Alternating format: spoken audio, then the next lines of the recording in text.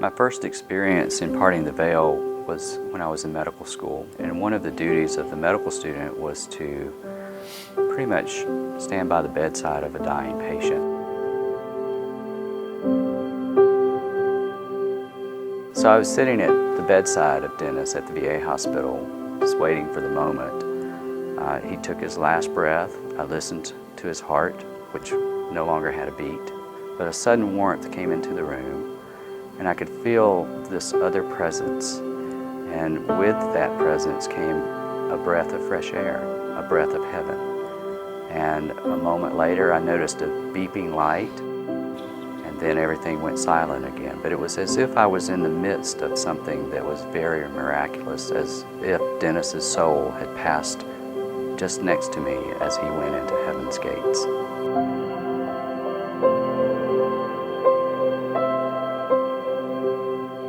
What God has allowed me to do in standing and sitting by the bedside in these moments He's opened the doors and opened the foyer to heaven, to the point where I can smell and hear and feel the reality. And I can guarantee you that the reality of heaven is more solid, more vibrant than it is here.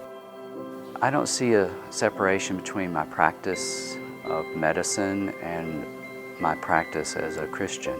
I mean, the two things merged into one when Jesus came to find me.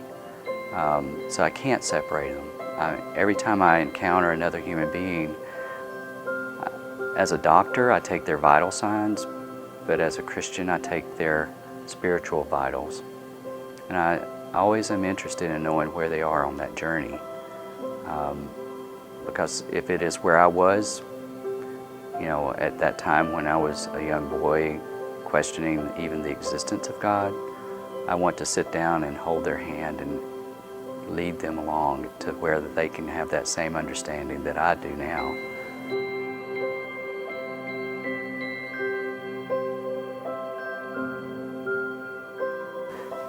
Being a family physician, I've had the experience of being both an obstetrician, so to speak, as well as a gerontologist. So I've been both ends of the spectrum of human life. I've been there to deliver a baby, and I've been there to be the midwife of souls, so to speak, to deliver a new birth into heaven. God has just allowed me to be a part of so many things, maybe to share them with others so that they will understand that they too can open their eyes and their ears and feel His presence in even the most simple of things. We're all in the same thing together, that God has a plan for all of us. What I want readers to take away from this book is the hope and the full knowledge that heaven is for real, and that we're all on a life's journey, and that the best part of that journey is when we get to the end, because that's when the real life begins in our forever home.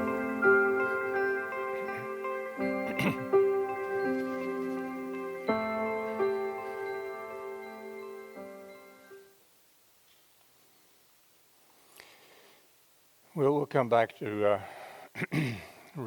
Dr. Reggie Anderson a few weeks from now, down the road somewhere. Fascinating gentleman, still practicing medicine in Tennessee. Wonderful testimony and great stories to share. One of many that we'll be introducing you to.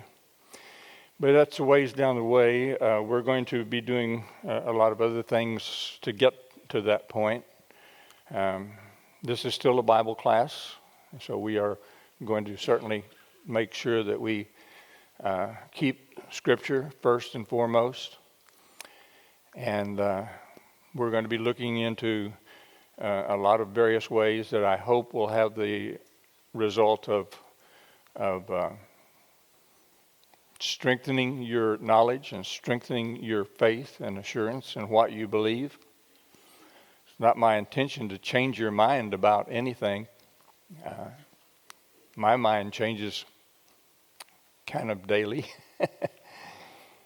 But it is our hope that we will all grow in our assurance and our confidence in what God has planned for us today and for tomorrow. Sometimes these roads will kind of take side journeys, and I hope they don't become too tedious, because we're going to be looking into the areas of science and philosophy and things where a lot of the world disagrees with us. And we'll be trying to examine some of the arguments that they make and the reasons that we have for our faith. When I got my teaching, or when I graduated from college, I graduated with a degree in communications and forensic communications, speech and drama and debate, and that sort of thing. Since I had to take so many English classes along the way, I went ahead and got a minor in English, and I was certified to teach English, which was one of the great mistakes of my life. I really dislike teaching English to high school kids. If they haven't learned it by the 7th grade, they're not going to learn it, and they're going to hate me for even trying to present it in such as it has to be done. But what I would do in my English classes, the first day of school, generally, first class that we had, I would give a test. And it wasn't a test to grade. It was a test to kind of set a baseline. Where are you? What do you know? What do you not know? And so this morning I thought we would begin that way with a bit of a baseline. So we have some questions for you. And this is not a pass-fail test, but it's a baseline test, so we know kind of where we have to begin. So by a show of hands, how many of you believe in life after death? I won't ask for people who don't, because you might be embarrassed. The harder part of that question is, I guess, why? Why do you believe in life after death? And of course, this is going to be one of the things that we will be dealing with at considerable length as we go through this series of classes, which are still very much in the developmental stage, by the way. I usually begin a class knowing where I'm going. That's not the case this time. I'm not sure where I'm going, so we'll see where it leads. Most of you, if I said, why do you believe in life after death, you would probably say something like, well, the Bible tells me so. And I would say, well, why do you believe the Bible? And you might say something like, because God wrote it. And I would say, well, how do you know that God wrote it? And you would say, well, the Bible tells me so. So that's kind of what's known as an infinite loop. And I'm not saying there's anything wrong with that, but maybe by the time we get through with this series of classes, you can have a little bit broader concept. Maybe you have now. So let's just open the floor a minute. Why do you believe in life after death? Somebody give me some thoughts on that. We have 2 mics over here, so we got you on either side. Anybody want to begin? Okay, Wes is going to start. So, my first thought is, yes, the Bible tells us that there's life after death. And then the second question then that you mentioned, of course, is why do I trust the Bible? It's all about intelligent design has to have an intelligent creator. Parts of a Swiss watch don't roll down a hill and fall together and become a Swiss watch. Neither can all the intricate biological designs just happen by chance. It's too far-fetched. It's out of the realm of possibility. The odds of it happening by chance are just infinitely remote. And physicists who describe our world tell us that if any one of a number of 20 some odd factors were off in the design of the universe, by just a slight amount, the universe as we know it wouldn't exist today, and it wouldn't be suitable for life. So these areas suggest to me that, and there's a myriad of details that have been presented to me in books and videos, which I can't go into here, and you wouldn't want me to. It'd take too long. It'd be a class in and of itself. But just the fact that intelligent design doesn't happen by chance tells me or reaffirms my faith that it's all true. What the Bible tells us about God, about ourselves, it's true, and it rings true. Okay, and the scientific word for that is teleology, and we're going to certainly delve into that, and we'll look at some of that from the standpoint of some of the physicists who deny that as evidence, and we'll counter that with why we believe that it is true. Thank you. Go ahead, Mike. I think my belief goes along with intelligent design in that I can't understand how I'm here or why I'm here. And I can't explain it without being created. And so my belief in life after death comes more from a hope that life after death will give me the explanation and concrete sight-based, knowledge-based with God, with the Creator, to explain that once and for all. And I think maybe that's why everybody believes it, because they want to know why. You mean everybody in here? We know that everybody doesn't believe it, right? Well, a whole lot of people, not just church-going people, believe in an existence in the hereafter. Right. And so. Right behind you, Tom. Kyle. Well, for me, I love all this stuff, and I love anything relate with the intersection of faith and science. It's all fun, but I even try to look beyond, like, the idea of intelligent design. Is like the most fundamental feature of the cosmos is chance. But beyond chance is almost choice.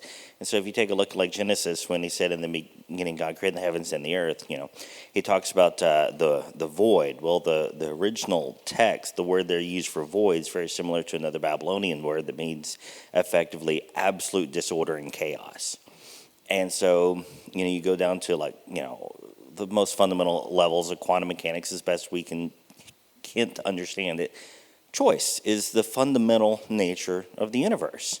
And so we look at all of the scripture, and while, yes, God has influence in the lives of all of the great men and women through scripture, at the end of the day, they all made choices. Now, he could have influenced their choice, but everything is made from choice. And so I find that too coincidental to be anything other than, the nature of God is to give us free will, and the nature of the universe we live in at the most fundamental level is free will.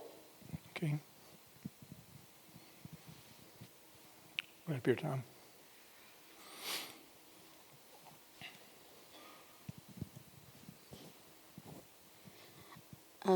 I don't accept the Bible strictly on faith. I have come to believe in the Bible from a preponderance of evidence. It's been proved to me to be true. From the prophecy, things I've seen come through true in my own life, archaeology, science, so that those parts I do not fully understand, I can accept as being true, even though I don't always have perfect understanding.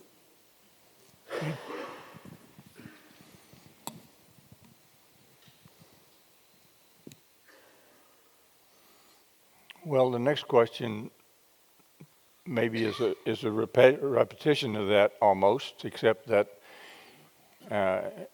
for other parts of the world and other peoples, it's not necessarily the same. Do you believe in heaven? And there are a lot of people who believe in life after death. but who don't believe in heaven. They have other concepts of what life after death might look like.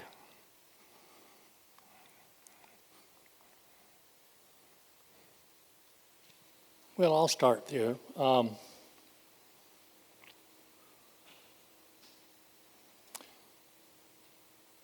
Since I believe the Bible, even more so, I point to what Jesus himself said.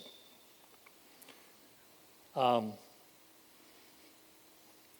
believe he probably spoke about hell more than he did heaven, but there's some very explicit statements that he's made. John 14, for instance, is the first one that comes to mind, where he is telling his disciples that, you know, he's going to prepare a place for them, and where he is, they'll be going also. So that's, and that has to be heaven, as we would describe it. Okay.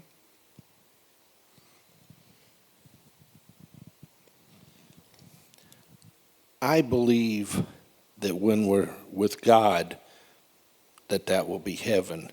I don't see a place that's far up there or wherever that's just out there somewhere that we go to. I think a lot of things that we have were words used so that we could have a basic understanding of being with God and what it would be like. In my own mind, I can't justify today you'll be with me in paradise and the concept of sleep until the final day.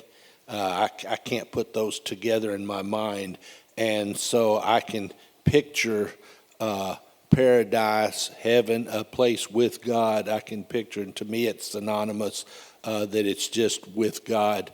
I believe that when this earth is remade in the end and everything's new, that though this world as we know it today is not our home, that the world without all the things we can't see will be our home. I think everything will be open, and there won't be, like the angels, won't be disguised from us where we can't see them. You know, when God showed all the warriors and everything, I think we'll see everything as it is, and it'll be perfect. I can't understand how our perfect body will be, but that perfect place, I think it's basically the planet Earth opened up and dissolved, and that we'll be here with God, and that will be heaven. Okay. Right up here, Tom. Right up here. Raise your hand again.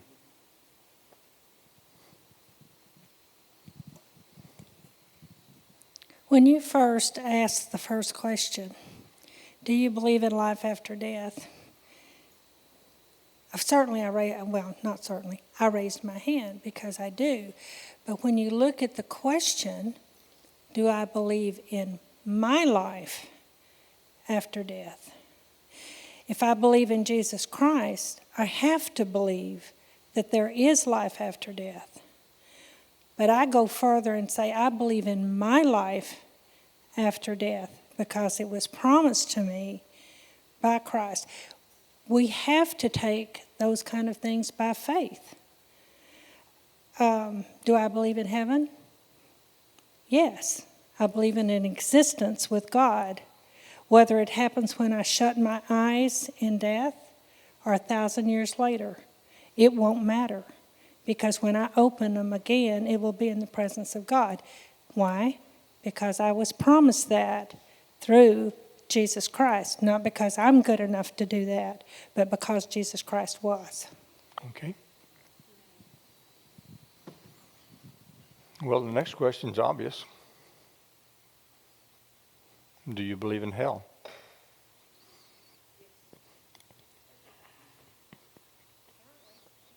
Not everybody who believes in heaven believes in hell.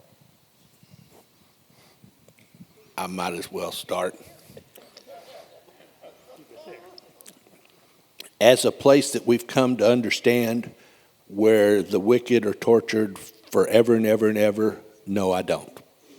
as the fact that God will have his dealings with the wicked and condemn them to the lake of fire? Absolutely.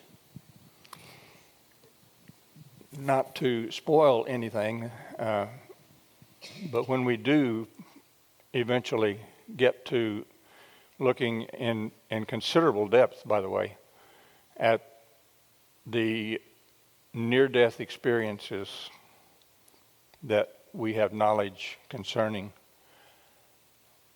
we will discover that there are a number of reported ones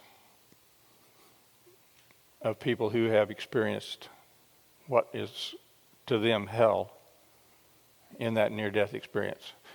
So it's not always sunshine and flowers and rainbows, just as a heads up. Are you afraid to die? There's two parts to this last question. Are you afraid to die, and are you afraid of dying? And those are not particularly the same thing.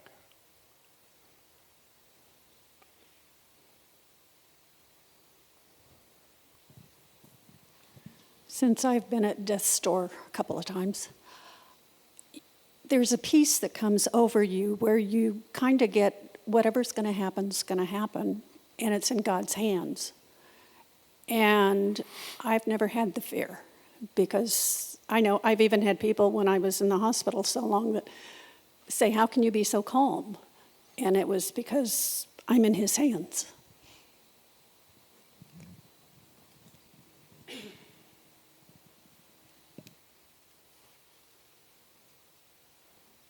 Right behind you.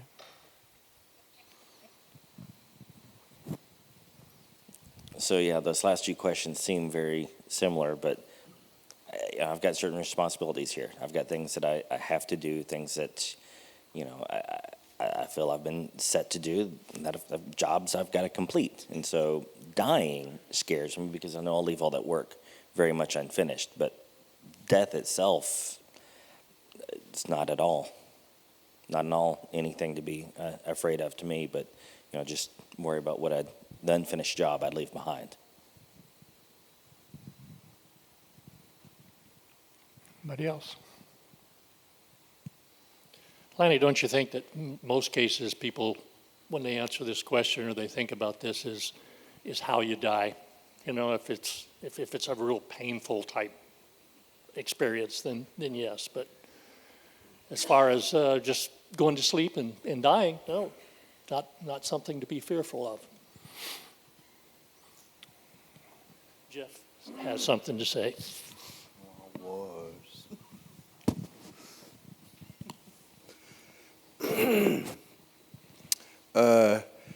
When you go to heaven, you will leave this earth and you will go to eternity to God. That's right. Lanny? That's right. You got it, brother. That's right. Thank you. Absolutely. Well, I think that I certainly hope. I hope that by the time we finish this class, if you stay with me, and some of you may, I may lose some of you along the way, I don't know. Lanny. But I'll get to you in just one second. I hope when we finish this class that there will not be anybody, I doubt that there is now, but I hope at that time there will not be anybody who has any fear whatsoever of dying. You should entertain none, zero. Now, as Tom says, sometimes the process of getting there can be unpleasant, and that's a different story. And we see people continuously, especially with our, with the way we mangle people with wars and with car crashes and with everything else, and the way that medicine now can cause the dying process to linger and be very unpleasant. Fear of dying, yeah, I can understand that. I would even go so far as to say Jesus had a fear of dying. We see that in the Garden of Gethsemane. He wasn't not going to, but he wasn't something he looked forward to. But none of us should ever be afraid of dying. I hope that our confidence, our assurance will be so great that that would never enter our mind. Go ahead, dear. I pondered those two questions, and it may sound contradictory, but on the first one, are you afraid to die? My first thought was sometimes, because I lend my thought to how, and the caring for my children, while I'm gone. Am I prepared? But on the second question, are you afraid of dying? I unequivocally thought no, because of my faith in Jesus Christ.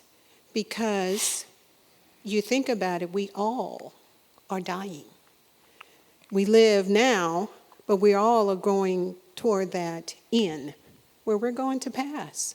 So my faith in God keeps me from that fear of dying, because he did it for me. He died on the cross. All of that sting of death, I don't feel. So it's a little bit contradictory, I know, but... No, not at all. Okay. Yeah. No, I think that's right. And we are terminal, aren't we? We are. And the other thing is that God has, those of us who have faith, believe that God has embedded in us this desire for life. In fact, we see it in every life form, don't we? Every life form works to perpetuate life, to avoid losing life. Our own, maybe not other people's. We make war. We don't care too much about their lives, but we're concerned about ours. So it's not wrong that we not seek death, but we certainly should not be afraid of it. And we'll get more into that as we go along.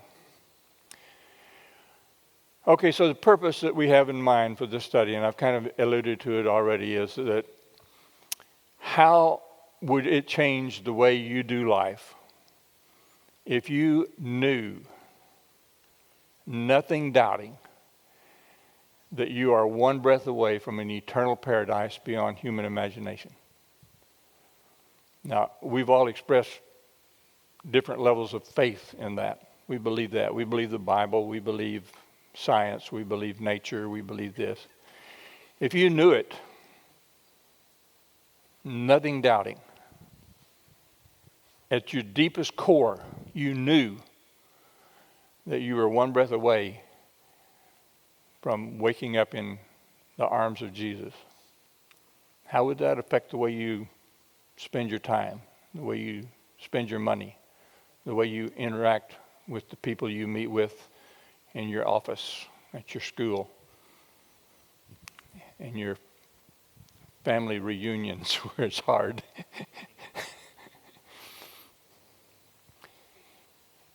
Purpose of the study is to increase our level of faith in eternity through an examination of Scripture, visions, near death, out of body, deathbed experiences, and probably some other things, but those for sure.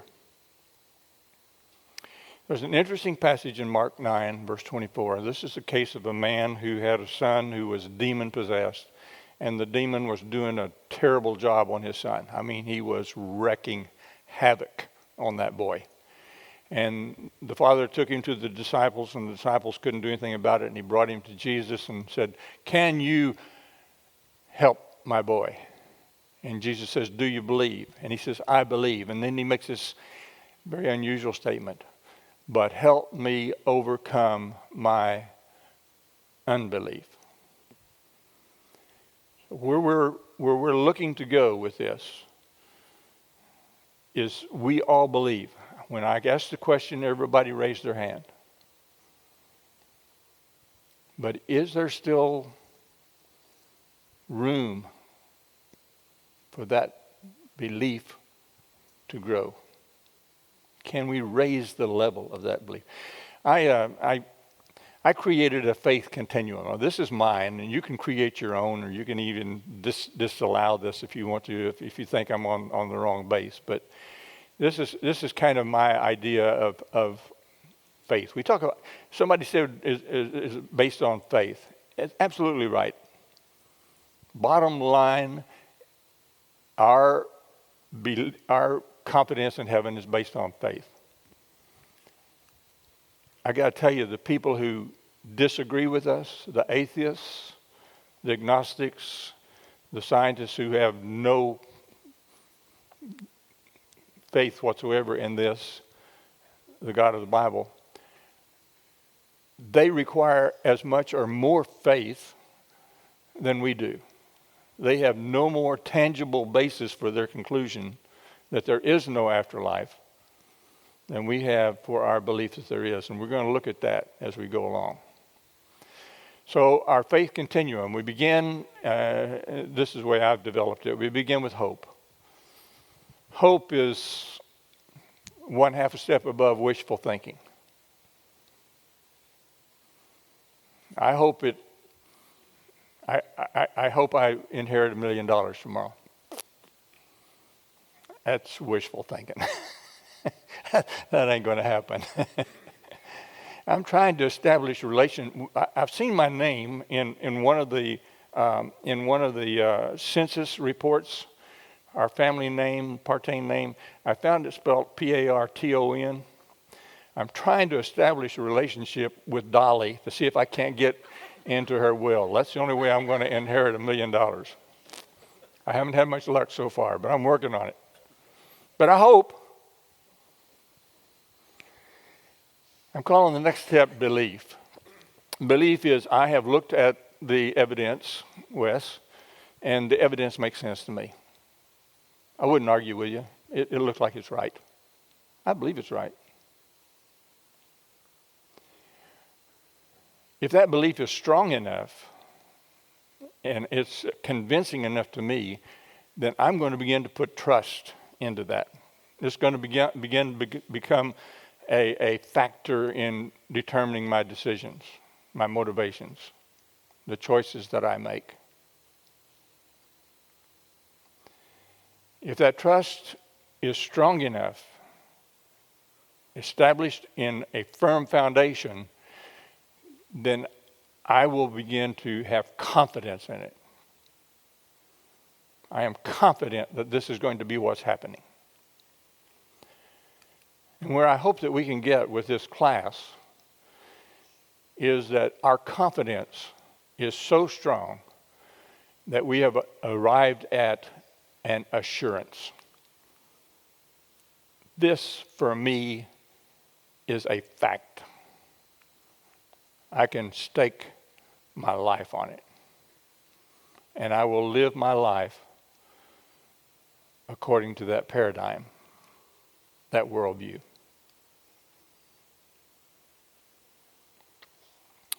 Anybody want to make any corrections to my continuum?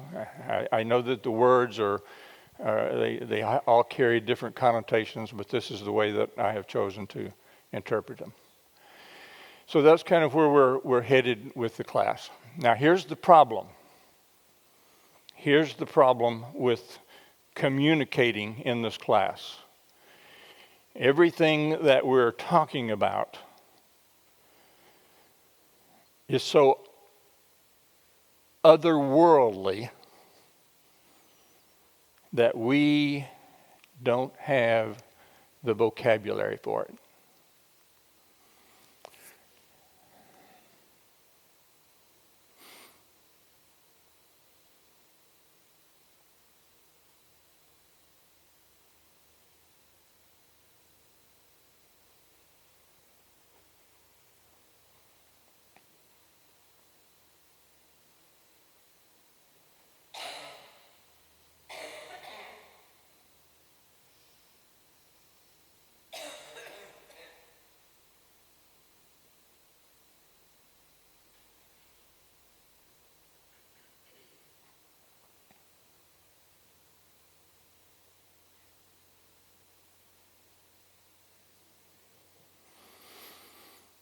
We're going to encounter this at every step of the way. We simply don't have the vocabulary for it. When John was on the Isle of Patmos and he looked into the hereafter, the afterlife, he tried to describe it for us with metaphor and simile. It's like this. He used all kinds of different ways of trying to describe it for us. And the bottom line of all of it was, well, yeah, I kind of get what you're talking about, but I can't grasp it. When Paul went to the third heaven, he came back and said, I can't even begin to tell you. That's the problem that we'll see over and over again as we get into looking at the particulars of what the afterlife might look like.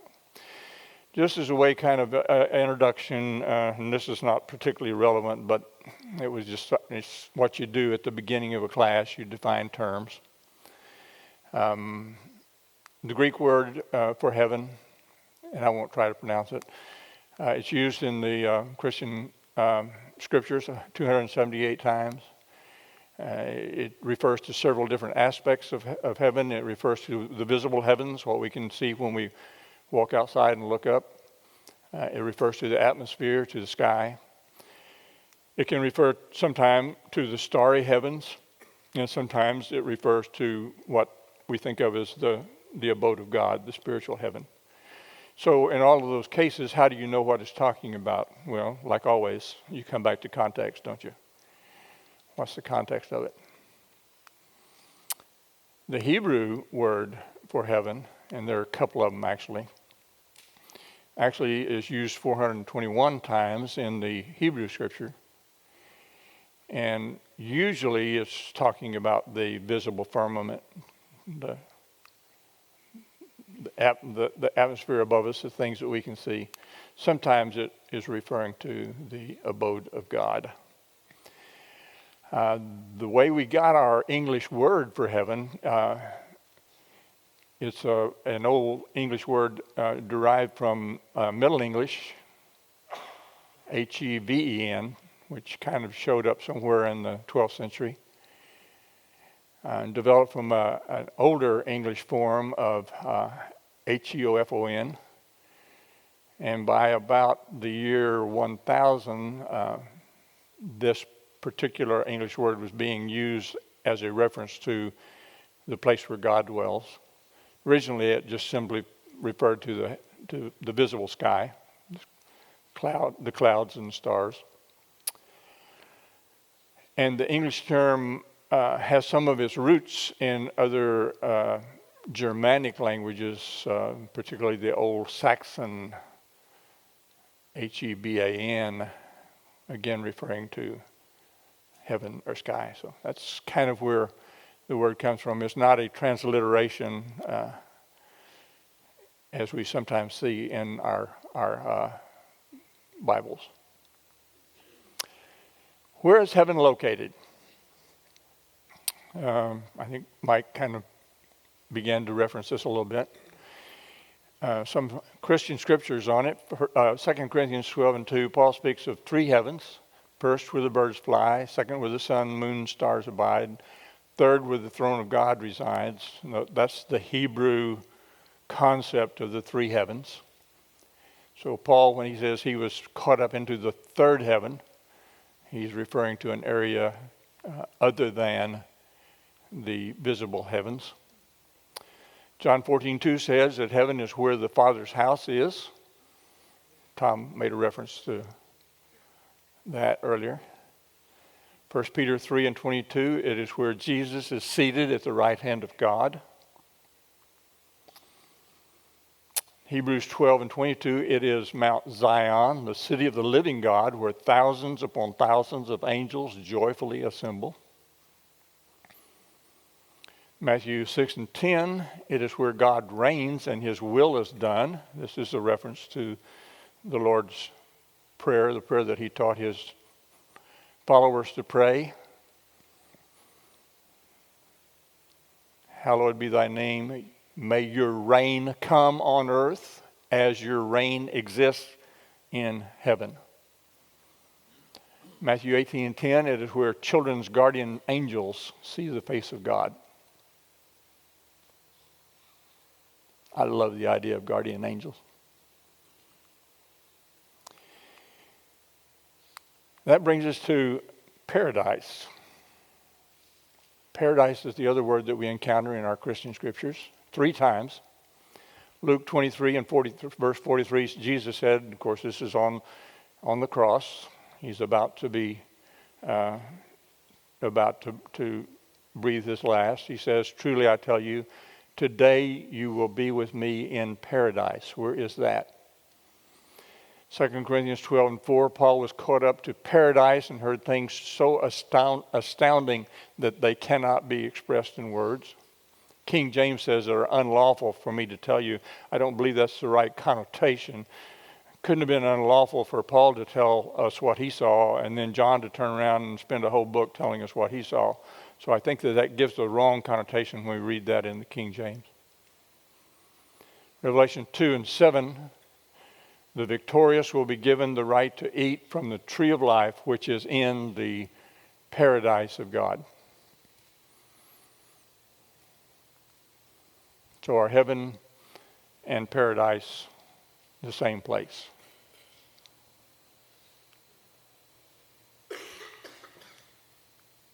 Yes? No? Maybe so?